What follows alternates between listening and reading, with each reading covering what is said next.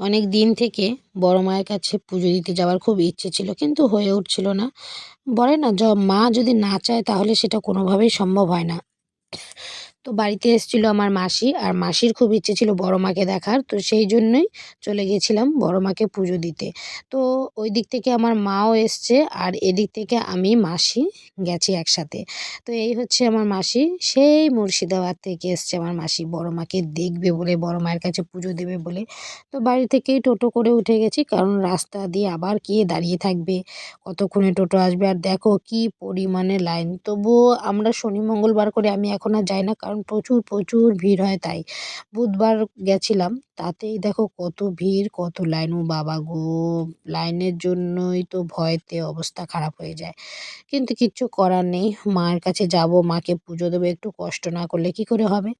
তো সমস্ত লাইন পেরিয়েই অবশেষে মায়ের কাছে চলে গেছিলাম পুজো দিতে। আর মা ট্রেনে করে আসছে। একবারে পুজো দিয়ে তারপরে মাকে নিয়ে আমাদের বাড়িতে চলে যাব। আর মাসি ২ দিন থাকবে, থেকে তারপরে বাড়ি যাবে। অনেকদিন পর এলো মাসি আমার বাড়িতে। তো সবার কপালে দেখছি এরকম ত্রিশূল এঁকে দিচ্ছে, বড় মা লিখে দিচ্ছে। তো আমার কখনো সৌভাগ্য হয়নি। তো এবার ভাবলাম, না, মায়ের নামটা লিখেই নিই। বেশ ভালোই লাগছিল কিন্তু মায়ের নামটা লিখে কপালে।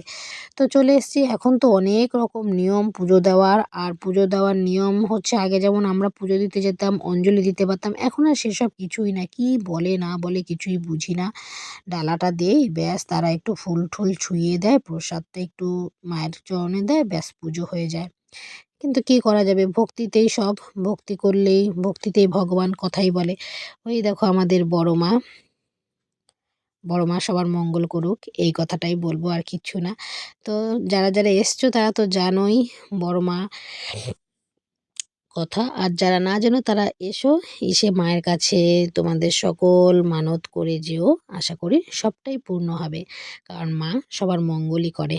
আমি এই মায়ের কাছ থেকে কিন্তু অনেক কিছু পেয়েছি, যা চেয়েছি তাই পেয়েছি মায়ের কাছে। তো সেই জন্যই বারবার মায়ের কাছে ছুটে আসি, এই আর কি।